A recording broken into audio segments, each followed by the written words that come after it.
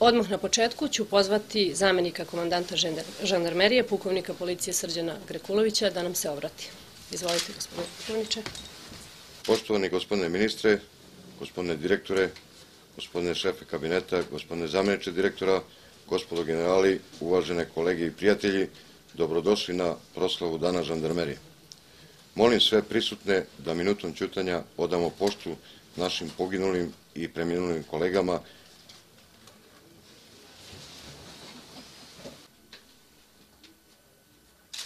Neka im je večna slava.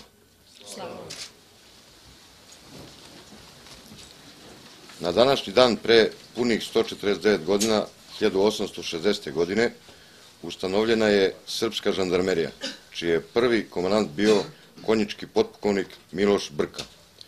Njen položaj je bio definisan zakonom o ustrojstvu vojnog ministarstva, koji je stupio na snagu 1864. godine i kasnije zakonom o žandarmeriji iz 1881. i 1921. godine. Organizacija i nadležnost srpske žandarmerije bila je ista kao i kod većine žandarmerijskih snaga u evropskim državama. Nakon Drugog svjetskog rata ustanovljen je potpuno nov sistem upravnih vlasti i prekinut svaki kontinuitet sa predratnom žandarmerijom. Do ponovnog uspostavljanja žandarmerije u okviru Ministarstva unutrašnjih poslova Republike Srbije došlo je 2001. godine na osnovu odluke Vlade Republike Srbije. 25. juna iste godine doneta je sistematizacija žandarmerije kojom je ona definisana kao osnovna manevarska jedinica tadašnjeg resora javne bezbednosti.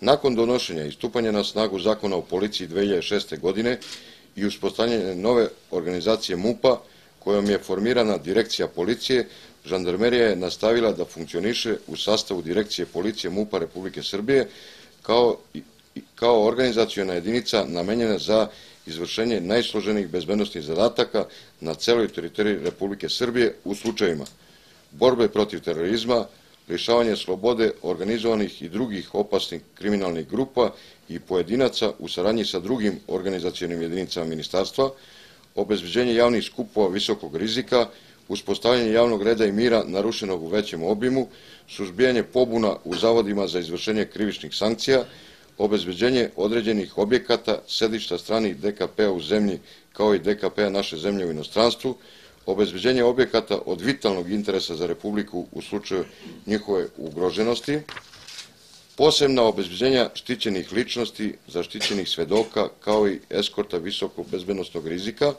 pružanje pomoći drugim državnim organima, pružanje pomoći u vanrednim situacijama, spasilačka služba u slučaju opšte opasnosti, otklanjanje posljedica prouzrokovanih elementarnim nepogodama, pomoć kod nesreća na vodi i kopnu u drumskom, željezničkom i avionskom saobraćaju.